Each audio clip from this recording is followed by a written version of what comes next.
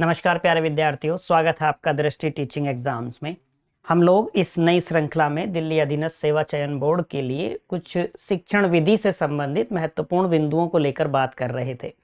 हम लोगों ने शिक्षण को लेकर जो शिक्षण की बुनियादी बातें हैं, जो शिक्षण के बारे में महीन बातें हैं, वो आपको जाननी थी, उसके बारे में हम लोग बात कर रहे थे। मैंने ये भी कहा था कि ये प्रत्यक्ष रूप से पाठ्यक्रम में नहीं है, पर चूंकि आप इस परीक्षा के बाद में एक शिक्षक बनेंगे तो शिक्षक होने के नाते आपको शिक्षण से जुड़ी जो बुनियादी बातें हैं उनके बारे में जानकारी होनी चाहिए। उसी क्रम में आगे बढ़ते हुए आज हम लोग बात कर लेंगे शिक्षण की विशेषताओं को लेकर। अब देखिए, जैसे हमने शिक्षण की प्रकृति को लेकर समझा था, हम लोगों ने शिक्षण के उद्देश्यों को लेकर बात की थी। तो जैसे ही हम शिक्षण के उद्देश्यों पर पहुंचे तो हम लोगों ने बात की थी कि सामाजिक एवं मानवीय मूल्यों का विकास करना शिक्षण का उद्देश्य है। बंधुत्व की भावना का विकास करना शिक्षण का उद्देश्य है। हमने ये बात की थी कि शारीरिक विकास होना, मानसिक विकास करना, एक व्यक्ति के नैतिक पक्ष का विकास होना, आध्यात्मिक पक्ष का विकास होना, ये सब शिक्षण के उद्देश्य हैं। ज्ञान में समृद्धि हो, ये भी शिक्षण का उद्देश्य है। जीविकोपार्जन के लिए एक व्यक्ति तैयार होता है, ये भी तो शिक्षण का उद्देश्य है। ये बिल्कुल आवश्यक नहीं है कि कोई व्यक्ति जीविकोपार्जन के लिए, अपना जीवन यापन करने के लिए नौकरी ही करे। वो व्यवसाय भी कर सकता है, कोई अपना बिजनेस कर सकता है, स्टार्टअप का समय है, कोई स्टार्टअप कर सकता है। बात समझ आ गई? तो वहीं से कुछ बिंदु हम शिक्षण की विशेषताओं के लिए डेराइव कर पाएंगे आसानी से, जो हमें समझ में आ जाएगा। कोई तकनीकी बात नहीं, केवल जितने हमारे खुद के विचार बनने चाहिए, अभी तक शिक्षण को लेकर जितनी बातें की हैं उसके आधार पर जितने हमारे खुद के विचार बनने चाहिए उन बिंदुओं को लेकर बात करेंगे। जैसे आप सहज ही ये कहेंगे, प्रगतिशीलता वाला बिंदु। प्रगतिशीलता क्यों? प्रगतिशीलता शिक्षण की विशेषता कैसे हो जाएगी? प्रगतिशीलता, आप अनुमान कीजिए कि हमने जब शिक्षण के अर्थ को लेकर, शिक्षा के अर्थ को लेकर बात की थी, तो हमने एक बिंदु को लेकर समझा था कि एक ज्ञान आधारित समाज की नींव रखती है शिक्षा। और जब समाज ज्ञान आधारित होगा तो इससे क्या होगा? जब हम समाज और समाज से ऊपर राष्ट्र को लेकर बात करेंगे तो हम ये कहेंगे कि राष्ट्र भी ज्ञान आधारित है। जैसे ही राष्ट्र ज्ञान आधारित बात आ जाएगी कि ज्ञान है राष्ट्र के पास में, तो क्या हो जाएगा? राष्ट्र की प्रगति, राष्ट्र की समृद्धि। क्यों? क्योंकि मानव संसाधनों का विकास हुआ है। कैसे हुआ है मानव संसाधनों का विकास? शिक्षा की वजह से, शिक्षण की वजह से।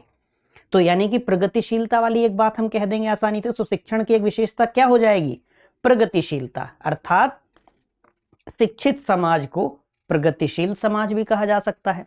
जो हम वर्तमान में कहते हैं कि आज समाज प्रगतिशील समाज है, ये प्रगतिशील दुनिया है। क्यों कह पा रहे हैं? क्योंकि शिक्षा का दायरा, शिक्षा तक जो पहुंच है वो बढ़ गई है। बात आसानी से समझ आई होगी। तो प्रगतिशीलता एक बिंदु हम कह सकते हैं कि क्या है? शिक्षण की एक विशेषता क्या हो जाएगी? प्रगतिशीलता। अब ये पूरी शिक्षण अधिगम की जो प्रक्रिया है वो कैसे संपादित होगी? हमने एक बहुत महत्वपूर्ण बिंदु को लेकर बात की थी कि शिक्षक और विद्यार्थी के मध्य प्रत्यक्ष वार्तालाप इस पूरी प्रक्रिया में सबसे महत्वपूर्ण है। ये बात हमने की थी। अर्थात शिक्षक और विद्यार्थी के मध्य सहयोग होना आवश्यक है। तो जैसे हम कहते हैं कि कोई शिक्षक बहुत अच्छा पढ़ाते हैं, इस बात में यह बात बिंदु भी निहित है कि विद्यार्थी बहुत अच्छा पढ़ने वाले हैं। यदि शिक्षक बहुत अच्छा पढ़ाने वाले शिक्षक हैं, उत्तम शिक्षक हैं, उनके जितना ज्ञान किसी के पास नहीं है, लेकिन यदि विद्यार्थी की इच्छा शक्ति अधिगम की है ही नहीं, विद्यार्थी सीखना चाहता ही नहीं, तो उसको तो कोई शिक्षक नहीं सिखा सकते। अर्थात इसका मतलब क्या हुआ कि यहां परस्पर सहयोग होता है।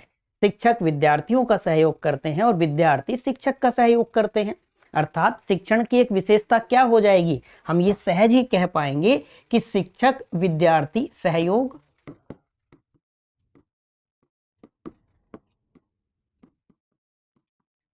शिक्षक विद्यार्थी सहयोग। अब यहीं से दूसरा बिंदु आप सोच लीजिए, क्या विद्यार्थियों का केवल सहयोग अपेक्षित है या विद्यार्थियों की क्रियाशीलता भी होनी चाहिए? अर्थात विद्यार्थी कक्षा में सक्रिय होने चाहिए या विद्यार्थी कक्षा में निष्क्रिय होने चाहिए? तो आप सहज ही इस बिंदु पर पहुंचेंगे। आप क्या कहेंगे कि विद्यार्थी क्रियाशील होने चाहिए, विद्यार्थी सक्रिय होने चाहिए। तो क्या कह सकते हैं, विद्यार्थी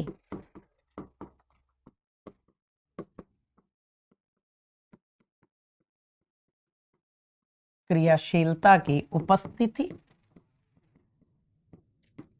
विद्यार्थी क्रियाशीलता की उपस्थिति। अच्छा, विद्यार्थियों को क्रियाशील बनाने की जिम्मेदारी किसकी है? यदि विद्यार्थी कक्षा में उपस्थित है, विद्यार्थी कक्षा तक पहुंच गया है, अब यहां से आगे हम ये कहें कि कमान किसके हाथ में है? शिक्षक के हाथ में है।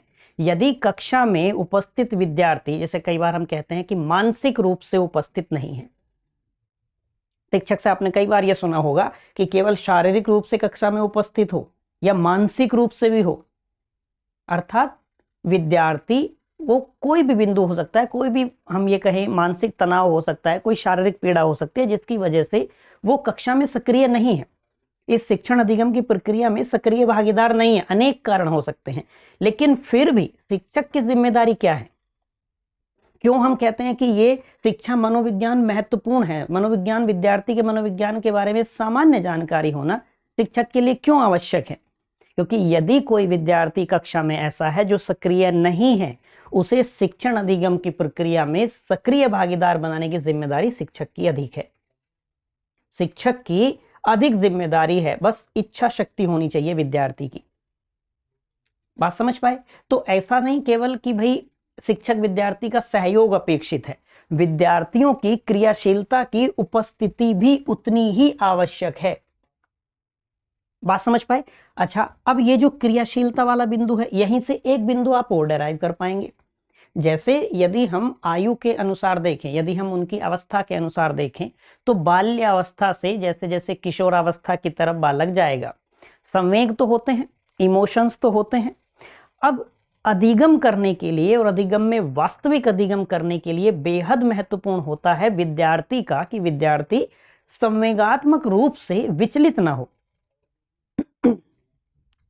विद्यार्थी संवेगात्मक रूप से विचलित ना हो। संवेगात्मक रूप से विचलित होने का मतलब क्या हुआ? जैसे संवेग की बात हम करते हैं, संवेग दो प्रकार के हैं, सुखद संवेग भी हैं, दुखद संवेग भी हैं। सुखद संवेग होंगे तब भी क्या होता है कि जो विचार प्रक्रिया है उसका लोप हो जाता है। किसी भी आप मान लीजिए सुखद संवेग है या दुखद संवेग है, यदि संवेग अधिक है, संवेगों का आधिक्य है, तो विचारशीलता जो होती है, विचार प्रक्रिया जो होती है, वो लोप हो जाता है, उसका वो खत्म हो जाती है। जैसे कई बार आपने सुना होगा कि भाई अभी आप बहुत गुस्से में हैं, हम आपसे बाद में बात करते हैं। इसका अर्थ क्या हुआ? क्योंकि अभी आपकी जो विचार करने की क्षमता है वो कम हो गई है, अभी आपकी विचार करने की क्षमता कम हो गई है। तो अर्थात इसका मतलब क्या निकलेगा कि कक्षा में उपस्थित विद्यार्थी अपने अधिगम को वास्तविक अधिगम तभी कर पाएगा जब वो संवेगात्मक रूप से स्थिर होगा। जब वो संवेगात्मक रूप से स्थिर होगा, तो एक विशेषता क्या कह सकते हैं? संवेगात्मक स्थिरता।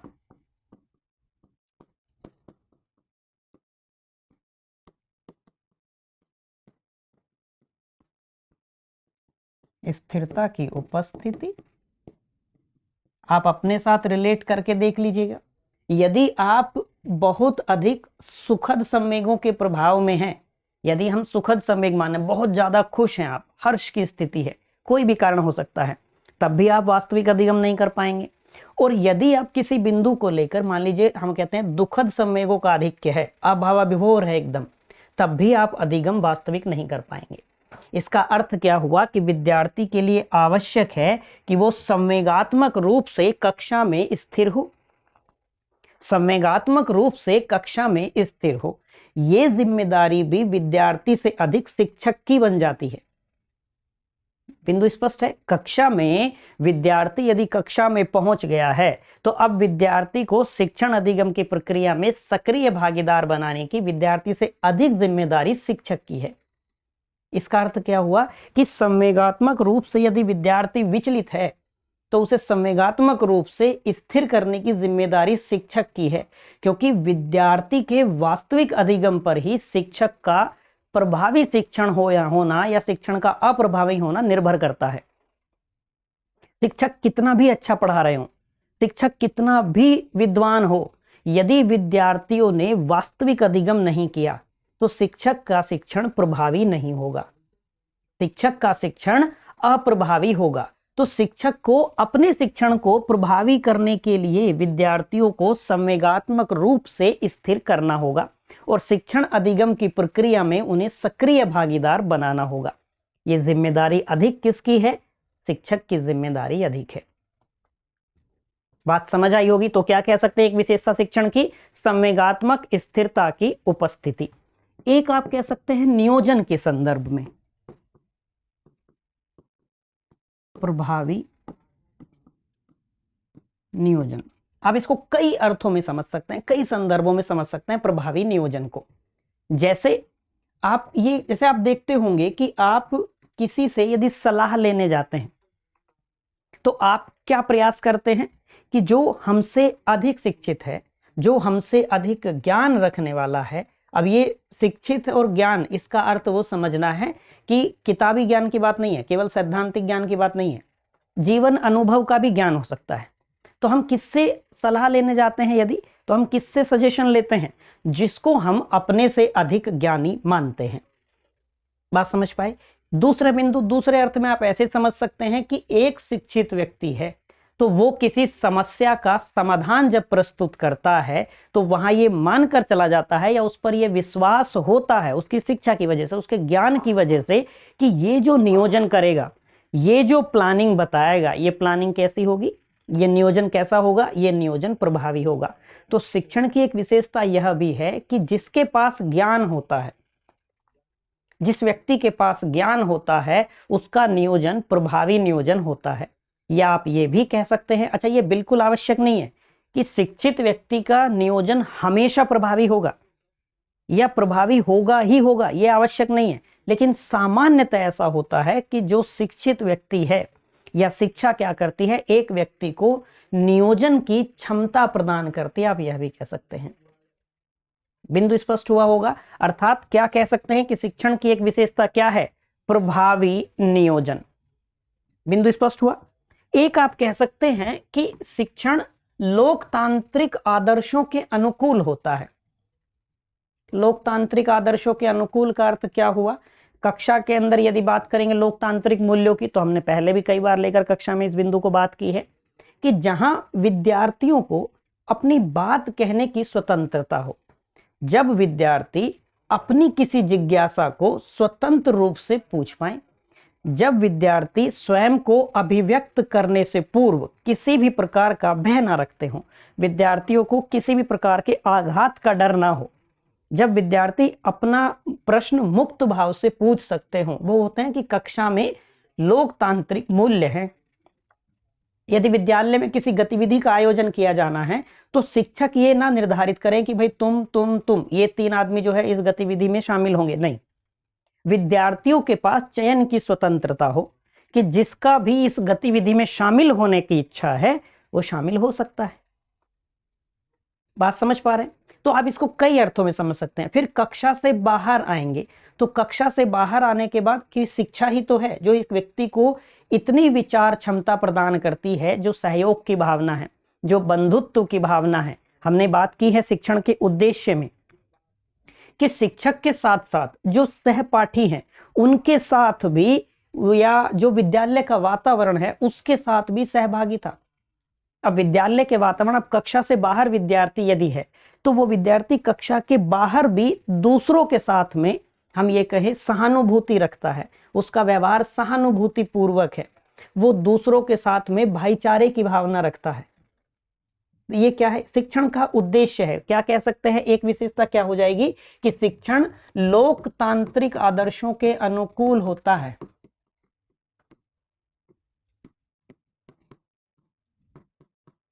लोकतांत्रिक आदर्शों के अनुकूल। बात समझ आई? एक हम ये भी कह सकते हैं सहज ही कि शिक्षण की एक विशेषता यह है कि शिक्षण उत्तम विधियों पर आधारित होता है। अब कोई विधि उत्तम है या उत्तम नहीं है, इसका निर्णय कैसे होगा? इसका निर्णय ऐसे होता है कि जैसे शिक्षक ने शिक्षण कार्य कराया, शिक्षक ने शिक्षण कार्य कराया, उसके बाद में क्या होगा, विद्यार्थियों की प्रगति जांचने के लिए, कक्षा की प्रगति जांचने के लिए, विद्यार्थियों के ज्ञान में कितनी वृद्धि हुई है इस बात का पता करने के लिए परीक्षाएं होती हैं। जब परीक्षा होगी तो परीक्षा केवल विद्यार्थी की परीक्षा नहीं होती है, मूल्यांकन केवल विद्यार्थी का मूल्यांकन नहीं होता है, मूल्यांकन शिक्षक का भी होता है, मूल्यांकन शिक्षण विधियों का भी होता है। जब हम कहते हैं कि शिक्षण विधियां अपने विकास के क्रम में रहती हैं, हमेशा क्या होगा, आप पाएंगे कि शिक्षण विधियों में संशोधन होता रहता है, शिक्षण विधियां अपने विकास के क्रम में रहती हैं। इसका अर्थ हुआ कि जो त्रुटियां हैं, जो कमियां हैं, उनके बारे में पता चलता है। पता कैसे चलता है, मूल्यांकन से पता चलता है। जब विद्यार्थियों का मूल्यांकन होगा तो जो शिक्षण विधि है उसके बारे में भी तो पता चलेगा कि विद्यार्थियों को इस अमुक शिक्षण विधि से शिक्षण कार्य कराया गया, उसके बाद में विद्यार्थियों के ज्ञान में कितनी वृद्धि हुई, ये पता चलेगा विद्यार्थियों की जब परीक्षा होगी उससे। बात समझ पाई? शिक्षण विधि कोई एक तो है नहीं, काफी सारी शिक्षण विधियां हैं। विद्यार्थी केंद्रित शिक्षण विधियां अलग हैं, अध्यापक केंद्रित शिक्षण विधियां अलग हैं, मिश्रित शिक्षण विधियां अलग हैं। तो शिक्षण विधि का भी मूल्यांकन होगा, शिक्षण विधि में संशोधन करने की यदि आवश्यकता होगी तो उसमें संशोधन किया जाएगा।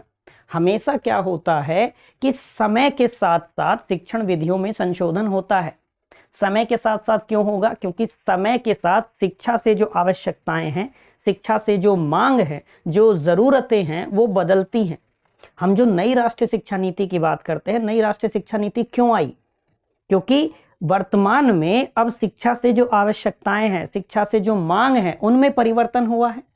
उनमें परिवर्तन होने का अर्थ है कि हमें नई राष्ट्रीय शिक्षा नीति की आवश्यकता है, हमें शिक्षा नीति में भी परिवर्तन करने की आवश्यकता है। इसलिए हम देखते हैं कि लगभग 3.5 दशक बाद एक नई राष्ट्रीय शिक्षा नीति आती है। बात समझ आ गई यहां तक की? तो क्या कह सकते हैं एक विशेषता शिक्षण की, कि शिक्षण उत्तम विधियों पर आधारित होता है, उत्तम विधियों पर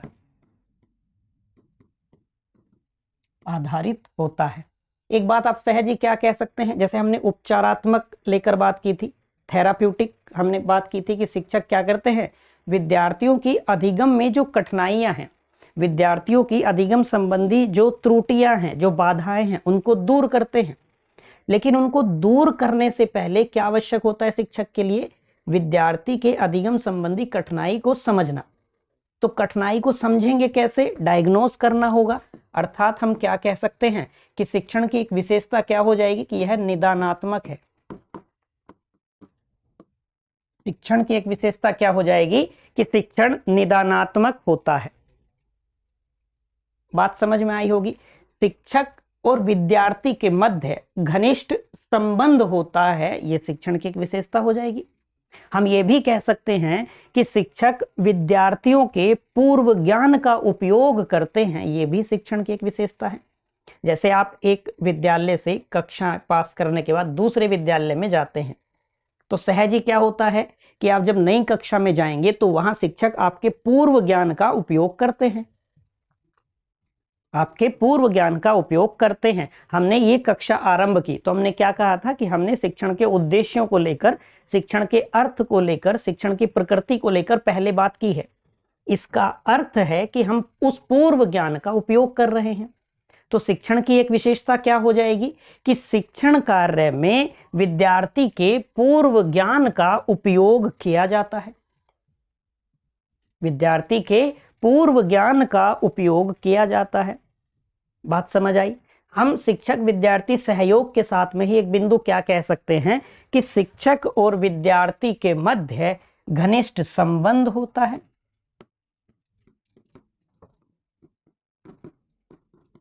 घनिष्ठ संबंध होता है। हम यह भी कह सकते हैं कि कक्षा में या शिक्षण की एक विशेषता यह है कि प्रत्यक्ष या अप्रत्यक्ष कक्षा व्यवहार, प्रत्यक्ष या अप्रत्यक्ष, डायरेक्ट या इनडायरेक्ट, ये बिंदु भी इसमें शामिल हो जाएगा। हम ये भी कह सकते हैं कि शिक्षक और विद्यार्थी के मध्य जब परस्पर सहयोग होता है, उनके मध्य घनिष्ठ संबंध होता है। और ये घनिष्ठ संबंध कैसे बनेगा? विचारों के आदान प्रदान से। विचारों का आदान प्रदान होने के लिए क्या आवश्यक है? आपको याद आएगा हमने बात की थी कि भाषा एक साधन है और भाषा क्या करती है, एक सेतु का काम करती है शिक्षक और विद्यार्थी के मध्य।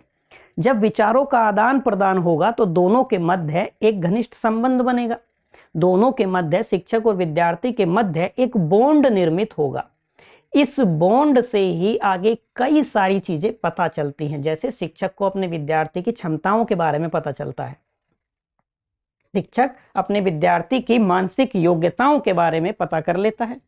शिक्षक को कई सारे, जैसे मान लीजिए विद्यार्थी किसी वजह से अधिगम की दिशा से भटक गया है, तो शिक्षक क्या करेंगे, क्योंकि अब वो अपने विद्यार्थी के मनोविज्ञान को जानते हैं, उसकी क्षमताओं को जानते हैं, तो वो उसको अधिगम की वास्तविक दिशा दिखा पाएंगे, उसका वास्तविक मार्गदर्शन कर पाएंगे, उसको शिक्षण अधिगम की प्रक्रिया में वास्तविक या कह लीजिए सक्रिय भागीदार बना पाएंगे। तो क्या होगा, सूचनाओं का आदान प्रदान होगा। सूचनाओं का आदान प्रदान करते समय एक बिंदु आप यह भी ध्यान रख लेंगे कि शिक्षक जब अपेक्षित सूचनाओं का आदान प्रदान करते हैं तो कई बार क्या करते हैं, शिक्षक शिक्षक की भूमिका में होते हैं, कई बार शिक्षक एक दार्शनिक की भूमिका में होते हैं, और कई बार शिक्षक मित्र की भूमिका में होते हैं।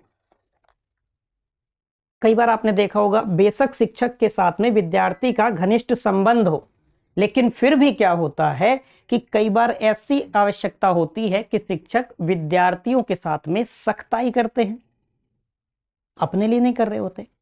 क्यों? क्योंकि उन जो अपेक्षित सूचनाएं, जो आवश्यक जानकारी विद्यार्थियों को देनी है, उसके लिए शिक्षक का सख्त होना आवश्यक है। कई बार शिक्षक दार्शनिक की भूमिका में होते हैं, यानी कि जब शिक्षक विद्यार्थियों की जो विचार है, विद्यार्थियों के जो मौलिक विचार हैं, उनको विकसित करने का प्रयास करते हैं कि विद्यार्थी स्वयं किसी बिंदु को लेकर चिंतन कर पाए। और यह भी बिल्कुल आवश्यक नहीं है कि विद्यार्थियों द्वारा किया जाने वाला चिंतन मूर्त चिंतन होगा, अमूर्त चिंतन भी हो सकता है। बात समझ पाए? कई बार शिक्षक मित्र की भूमिका में होते हैं। यहां तक की बात स्पष्ट है? तो हम क्या कह सकते हैं, एक विशेषता शिक्षण की क्या हो जाएगी कि अपेक्षित सूचनाओं का आदान प्रदान,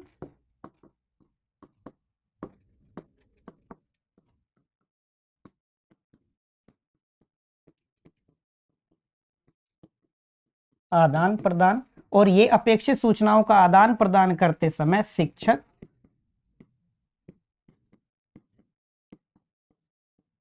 एक तो शिक्षक की भूमिका में होते हैं, दार्शनिक की भूमिका में होते हैं, एवं आप कह सकते हैं मित्र की भूमिका में,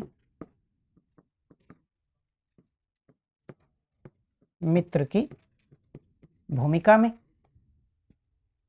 बात स्पष्ट हो जाएगी। एक अंतिम विशेषता आप ये कह सकते हैं कि शिक्षण निर्देशात्मक है।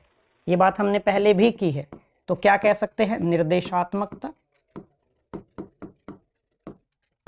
निर्देशात्मकता। अब ये तीन बिंदु हैं, एक है शिक्षण, एक है निर्देशन, और तीसरा होता है प्रशिक्षण। इन तीनों को लेकर हमने बात की थी कि तीनों में अंतर है, ये अवस्थाओं के कारण चीजें बदलती हैं। जैसे शिक्षण में क्या होगा, विद्यार्थी के सर्वांगीण विकास पर बल दिया जाएगा, विद्यार्थी के हर पक्ष का विकास हो। संज्ञानात्मक की बात आ जाए, मतलब हर पक्ष आप मान लेना है, ज्ञानात्मक भी है, भावात्मक भी है, क्रियात्मक भी है, उसके व्यक्तित्व की बात आ जाएंगी, आध्यात्मिक पक्ष शामिल हो जाएगा, नैतिक पक्ष शामिल हो जाएगा, सामाजिक मूल्य पक्ष शामिल हो जाएगा, उसका मानवीय पक्ष शामिल हो जाएगा, सारे बिंदु। वहीं जब हम प्रशिक्षण की बात करते हैं, ट्रेनिंग की बात करते हैं, तो ट्रेनिंग में जो ट्रेनिंग देने वाला होगा, जो प्रशिक्षण देने वाला होगा, वो कौन होगा, एक व्यक्ति ऐसा होगा जिसके पास ज्ञान है और जिस कार्य को लेकर उसको प्रशिक्षण दिया जा रहा है उस कार्य संबंधी कौशल भी उसके पास है, स्किल भी उसके पास है। निर्देशात्मकता में कौशल की वृद्धि पर बल दिया जाता है, या हम कहें उसकी विद्यार्थी के कौशल को बढ़ाने के लिए, स्किल को बढ़ाने के लिए काम किया जाता है। तो वो क्या है, इंस्ट्रक्ट करना। जैसे आप अपने राज्य को छोड़कर, अपने क्षेत्र को छोड़कर दूसरी जगह शिफ्ट होते हैं, मान लीजिए आपको कोई डिश बनानी है, आपको कोई सब्जी वगैरह बनानी है, कोई भी मिठाई बनानी है, आप क्या करेंगे, घर फोन करके माताजी से पूछते हैं। माताजी आपको फोन पर क्या दे रही हैं, इंस्ट्रक्शन दे रही हैं, निर्देश दे रही हैं। तो वो क्या करेंगी, वो आपका यानी कि आपके कौशल की वृद्धि होगी, आपका कौशल विकसित होगा, आपकी स्किल डेवलप होगी। बात समझ पा रहे हैं आप यहां तक की? तो निर्देशात्मकता में इसका अर्थ क्या हो जाएगा कि इसका, यदि आप बहुत गहराई में जाके अध्ययन करेंगे तो आपको ये समझ आएगा कि ये इसका संबंध स्किल के डेवलपमेंट से अधिक होता है। प्रशिक्षण में क्या होगा कि वहां ज्ञान और कौशल दोनों की बात आती है। शिक्षण में सारे पक्ष शामिल होते हैं, वो सर्वांगीण विकास की बात करता है। तो शिक्षण की एक विशेषता क्या है कि शिक्षण में निर्देशात्मकता होती है। शिक्षण निर्देशात्मक है। बिंदु स्पष्ट हुआ? तो शिक्षण की क्या विशेषताएं हैं, मैं ये मानकर चलता हूं कि इतने बिंदुओं के बाद में आपके स्वयं के मौलिक विचारों का विकास होगा। आपके स्वयं के विचार बनाने के लिए इतने बिंदु पर्याप्त होंगे। अब आप इसमें अपने विचारों के अनुसार भी बहुत सारी बातें सोच सकते हैं। बौद्धिक विकास संबंधी बातें सोच सकते हैं, चरित्र निर्माण संबंधी बात आप सोच सकते हैं, या जो हमने सहयोग की बात की वो सारे, या नियोजन को लेकर बात की वो सारे, समस्या के समाधान संबंधी बात सोच सकते हैं। बहुत सारे बिंदु आपके मन में आ सकते हैं। मैं ये उम्मीद करता हूं कि शिक्षण को लेकर आपको जो शिक्षण संबंधी बुनियादी बातें हैं वो आसानी से स्पष्ट हो रही होंगी। यदि कोई समस्या होगी किसी बिंदु को समझने में तो आप कमेंट कर दीजिएगा, वहां हम उसको लेकर किसी अन्य बिंदु पर चर्चा करते समय बात कर लेंगे। आज के लिए इतना ही रखते हैं। मुझे पूरी उम्मीद है कि आपके लिए ये कक्षा, ये चर्चा ज्ञानवर्धक रही होगी, रुचि कर रही होगी। मिलते हैं आपसे किसी अगली क्लास में किसी अगले बिंदु के साथ। Till then bye bye, have a nice day.